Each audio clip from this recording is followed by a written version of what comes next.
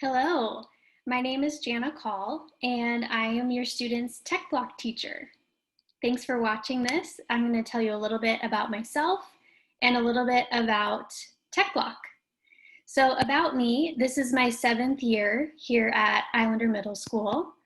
I teach 6th grade science as well as tech block. And I did my undergrad studies at Wheaton College. I studied applied health science. And then I got my master's in teaching math and science at Seattle Pacific University. So here's an overview of Tech Block. Tech Block is a trimester-based course, so it's 12 weeks long. And the course is split up into 3 different categories. There's digital tools, which is where we learn how to use the iPad and different apps on the iPad fluently. There's digital citizenship, which is how to use technology in a safe, legal, and ethical way. And then we also work on some digital skills like touch typing, and we do an introduction to coding. So digital tools. Along with getting more familiar with using the iPad and some of the different shortcuts with iPads, we learn how to use different educational apps. One is Schoology, which is important at the beginning of the year, Notability, iMovie, and then we also work with Microsoft Word, PowerPoint, and Excel. So for Microsoft Word, here are my I can statements for that unit. A lot of it is learning how to format a document in Word, so changing font type, size, color of text, making text bold, underlined, italicized, changing the alignment of a text, so aligning it on the left side versus the right side of the screen, inserting pictures and tables into Word, using a header and footer, and I like them to know how to do a first page header so that if they're writing an essay, their header only shows up on that first page of the document. Formatting text into columns, format text spacing, so double spacing, triple spacing, and then changing that document orientation. So changing it from a portrait to a landscape orientation.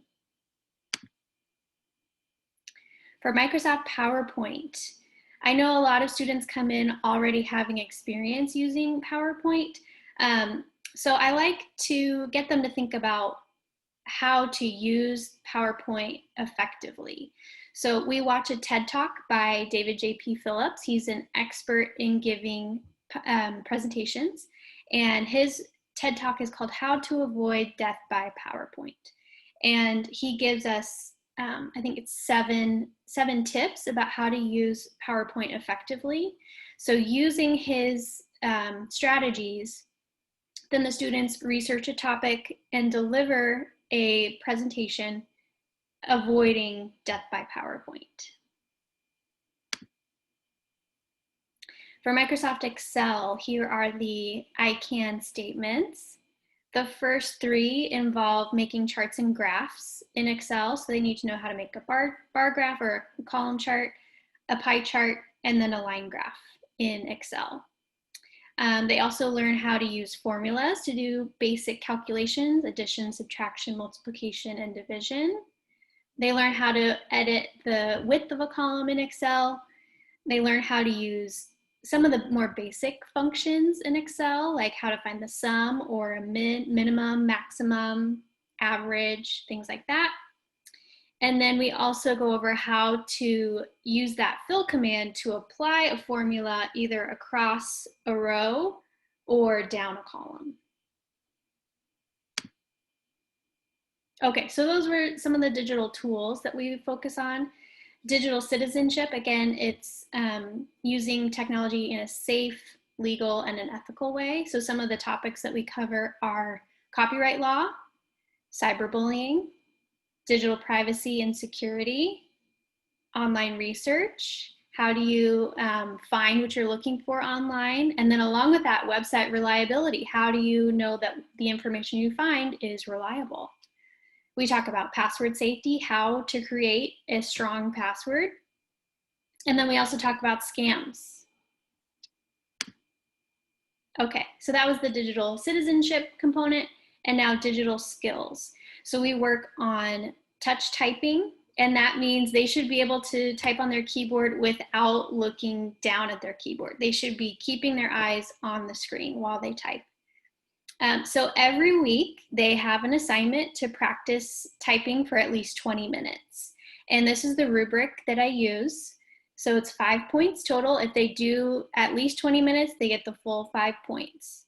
If they type between 5 and 19 minutes, that's 3 points. And if they type less than 5 minutes, then that is 1 point. So you'll see those scores in Skyward. And if you're wondering, why is my student getting a 3? Why are they not getting 5s? It's because of their practice time. They're not hitting that 20-minute mark. And then we also work on an introduction to coding. We do a course on code.org, and it's called the Intro to Computer Science course. And I really like it. It is block-based, so they are dragging and dropping blocks.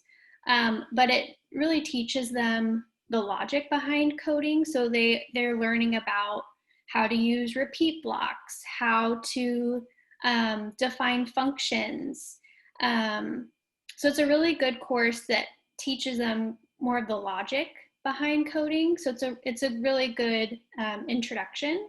And then if students finish that early, then I have other opportunities that they can do, more advanced opportunities for coding. So if your student is wanting something more advanced, please tell them to contact me and we can talk about something that would be appropriate for them. Okay, so I do put in a weekly engagement score. And this is the rubric that I use. So it's on a 4-point scale. So I'll just briefly go over it. So a 1 means maybe they're coming to Zoom, but they're not really engaging. And they're also not turning in any assignments.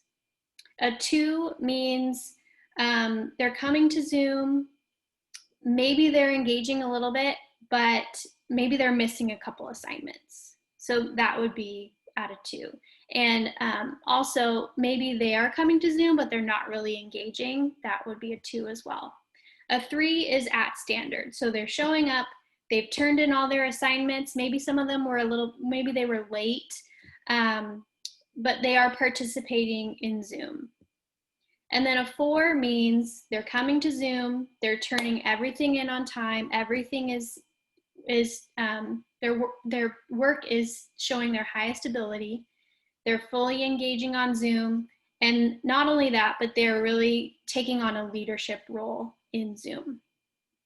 So this is entered into Skyward every Friday, and it does not affect their grade. But it's just a way for me to communicate with you about how they are engaging as a student. All right, thank you for watching. Here's my contact information. Email is the best way to get a hold of me. Yeah, but I look forward to working with your student, and please don't hesitate to reach out if you have any questions or concerns. Thank you.